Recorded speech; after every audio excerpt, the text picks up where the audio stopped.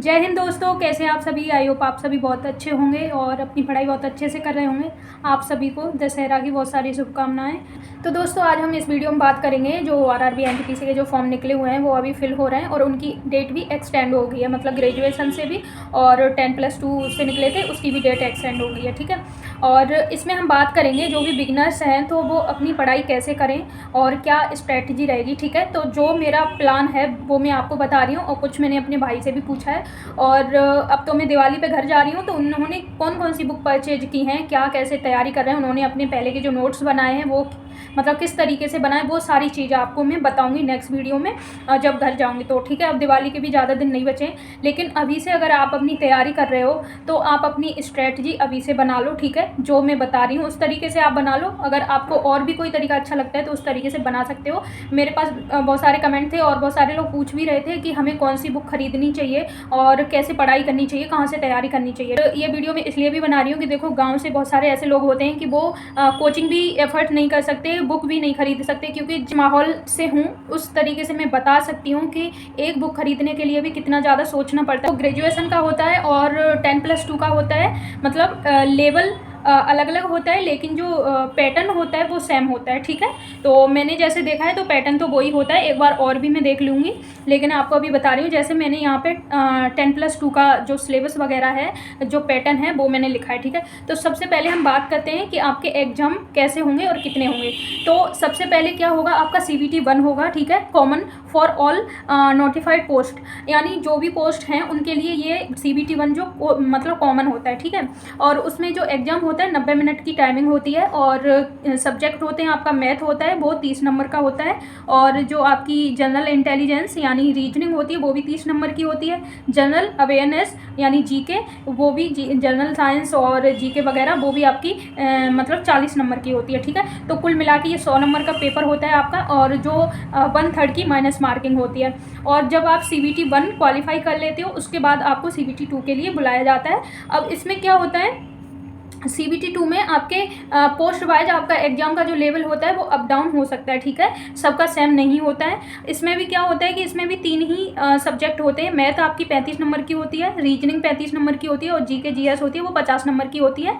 तो ये होता है टोटल 120 नंबर का, और इसमें भी जो माइनस मार्किंग मतलब 1/3 की माइनस मार्किंग होती है। ठीक है, अब जिन्होंने भी मतलब 2 आपके CBT 1 आपने क्लियर किया, CBT 2 भी हो गया, ये आपने क्लियर कर लिया, तो आपका थर्ड होता है computer based typing skill test यानी CBT ST यानी टाइपिंग वाला। और वो टाइपिंग सबके लिए कंपलसरी नहीं है, आपने जो फिल किया होगा, जैसे उसमें 2 पोस्ट दी हैं, एक है account clerk come typist and junior clerk come typist. तो ये 2 टाइपिंग की मतलब जॉब है, तो आपके लिए इसमें टाइपिंग के लिए बुलाया जाएगा। और जो 3 पोस्ट थी उसमें टाइपिंग नहीं है तो आपके लिए टाइपिंग के लिए नहीं बुलाया जाएगा। ठीक है, ये जो 2 एग्जाम आपके हो जाएंगे, CBT 1 CBT 2 आपका क्लियर हो जाएगा, फिर आपको मेडिकल वगैरह के लिए बुला लिया जाएगा, जो भी आपके DVP होगा वो सारा कुछ उसके लिए बुला लिया जाएगा। ठीक है, तो ये हो गया आपका एग्जाम का जो पैटर्न। आपको क्या करना है, सिलेबस देखना है। ठीक है, जो सिलेबस है नोटिफिकेशन पे जाओ, आप वहाँ से सिलेबस डाउनलोड कर लो कि उसमें सिलेबस में क्या क्या है, मैथ में क्या क्या टॉपिक हैं, रीजनिंग में क्या क्या टॉपिक हैं, जीके GS में क्या क्या है। ठीक है,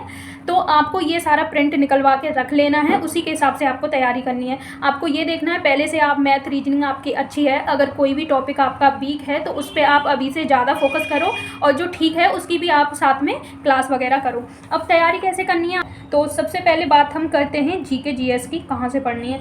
एक तो आप ये ले लो लूसेंट की, ये तो सब हर किसी के पास मिल जाती है। ठीक है, और पहले छोटी आती थी वो घर पे है, लेकिन भाई ने ऐसी एक और ले ली है, ये मेरे पास यहाँ पे है। तो ये पढ़ने में ना मतलब ऐसा लगता है कैसे पढ़ें, बहुत पढ़ते हैं तो ऐसा लगता है क्या ही है इसमें, लेकिन मैं कुछ कुछ चीज़ें स्टोरी के फॉर्म में पढ़ती हूँ तब जाके ये समझ आता है। और इसमें क्या करना है, मार्कर से मार्क करते जाओ जो आप पढ़ रहे हो। ठीक है, दिख नहीं रहा होगा फ्रंट से। और क्या करो, आप शॉर्ट नोट बनाते जाओ, वो रिवीजन के टाइम पे बहुत ज़्यादा काम में आएंगे। और सामान्य ज्ञान ले सकते हैं जो किरण पब्लिकेशन की, ये आपको दिख रही होगी। और एक और है खान सर की, अगर ये दोनों आपको नहीं पढ़नी है तो एक खान सर की है, वो बहुत अच्छी है, किरण पब्लिकेशन की है लेकिन खान सर की है। ये है सार संग्रह, इसमें क्या है 27,000 प्लस क्वेश्चन पेपर हैं और प्रीवियस ईयर के क्वेश्चन है इसमें। ठीक है, तो ये भी बहुत अच्छी है, ये बुक भी आप परचेज कर सकते हो। तो देखो 3 हो गई यहाँ पे। या तो आप ये जो किरण पब्लिकेशन की है वो परचेज कर लो, अगर वो नहीं कर सकते तो फिर आपके पास अगर ये सामान्य ज्ञान है या लूसेंट है तो इनमें से पढ़ सकते हो। और आपके पास अगर 10th की 9th की NCERT आपने पढ़ी होगी उसकी है तो वो पढ़ सकते हो, तो वहाँ से आपका साइंस वगैरह का जो भी क्वेश्चन होगा वो वहाँ से हो जाएगा। करंट अफेयर आपको 1 साल पहले की पढ़नी है, और करंट अफेयर के लिए बहुत सारे यूट्यूब पे चैनल हैं, आप वहाँ से पढ़ सकते हो। और अगर आपके पास टाइम है तो डेली का देख सकते हो, डेली का भी देखो, 1 साल पहले का भी देखो। तो ये आपका पोर्शन हो गया GK GS वाला, ठीक है। अब रीजनिंग और मैथ पे आते हैं। अगर आप बुक खरीद सकते हो तो ये देख सकते हो, रीजनिंग की है, ठीक है, ये किरण पब्लिकेशन की है और इसमें सॉल्व्ड पेपर है, ठीक है। और इसमें आप देख सकते हो काफ़ी टाइम पहले का भी है और लेटेस्ट एडिशन है।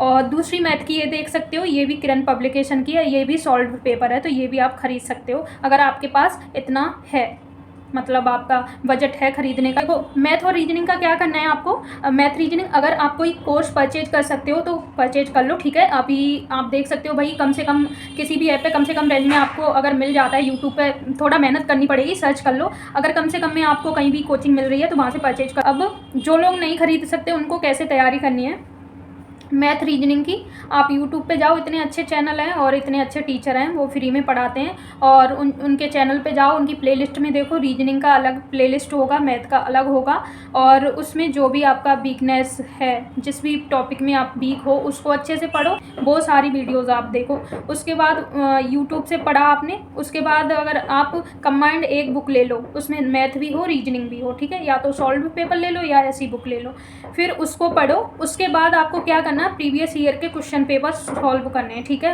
वो सेट लगाने हैं आपको। और इतने सारे ऐप हैं, उन पे जाके आप मॉक टेस्ट दो, ज़्यादा से ज़्यादा मॉक टेस्ट दो। तो थ्योरी GK GS की आपको लूसेंट से और सामान्य ज्ञान वहाँ से पढ़नी है, और मैथ रीजनिंग आप बुक परचेज कर लो, वहाँ से पढ़ो, अगर वो उससे नहीं पढ़ सकते तो यूट्यूब से पढ़ो, और उसके बाद प्रीवियस ईयर के क्वेश्चन पेपर करो, ठीक है, वो सेट लगाओ, मॉक टेस्ट ज़्यादा से ज़्यादा दो। उससे क्या होगा, आप बहुत ज़्यादा सीखेंगे भी, और साथ ही साथ आपकी टाइमिंग भी इम्प्रूव होगी। और प्रीवियस ईयर अगर क्वेश्चन पेपर हम सॉल्व करते हैं, मॉक टेस्ट वगैरह देते हैं, तो इससे हमें ना जो पेपर का लेवल होता है वो पता चलता है कि किस टाइप का पेपर आ रहा है, ठीक है, उस तरीके से हम अपनी तैयारी कर पाते हैं। तो और GK GS को आप ऐसे बुक से पढ़ सकते हो, ठीक है, और चैनल भी हैं उन पे भी पढ़ सकते हो, लेकिन बुक से पढ़ो तो वो ज़्यादा बेटर है, और साथ ही साथ अपने नोट्स बनाते जाओ, वो बहुत अच्छा है आप जब रिवीजन करोगे तो उसके लिए। तो आई होप आप लोगों को ये वीडियो अच्छा लगा होगा। अगर इसमें और भी कुछ मतलब ऐड करने को रह जाता है तो मैं नेक्स्ट वीडियो बना दूँगी, क्योंकि वीडियो बहुत ज़्यादा लंबा हो जाएगा। बुक आपके पास होनी चाहिए, उससे क्या होता है कि हमेशा हम ऑनलाइन पढ़ाई नहीं कर सकते, ठीक है।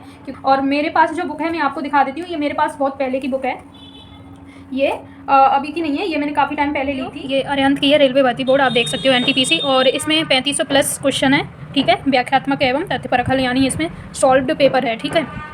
और इसमें क्या है कि मतलब सन 2016 का है सारा, उसमें सन 2016 में जितने भी एक पेपर हुए थे और जितनी मतलब हर शिफ्ट का इसमें है, तो आप देख सकते हैं, ये है 29 अप्रैल 2016। लेकिन ये प्रैक्टिस के लिए अच्छा है, मेरे पास रखी हुई थी तो इसलिए मैं इसी से प्रैक्टिस करूँगी, और सारी क्लासेज तो आपको बताई